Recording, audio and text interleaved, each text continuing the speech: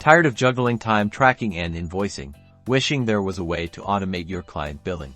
Well, get ready, because in the next minute and a half, I'm going to show you how to integrate Clockify with Stripe for seamless billing, turning that frustration into freedom. First, log into your Clockify account. Make sure you have admin privileges.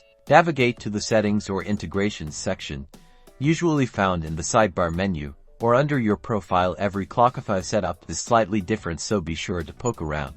Scroll through the list of available integrations until you find Stripe, then click on the Connect or Integrate button next to it. You'll now be redirected to Stripe or prompted to connect via API keys. If using API keys, copy and paste your Stripe secret key and publishable key into the designated fields in Clockify, ensuring you're using the correct keys for live or test environments. Alternatively, if using OAuth, you'll be asked to authorize Clockify to access your Stripe account. Click Allow Access. This lets Clockify communicate securely with your Stripe account. Once connected, verify that Stripe is successfully linked within your Clockify integration settings. There will be a green check or connected tag. Now, use Clockify's invoicing features to create professional invoices based on your track time. The information will flow directly from Clockify time entries.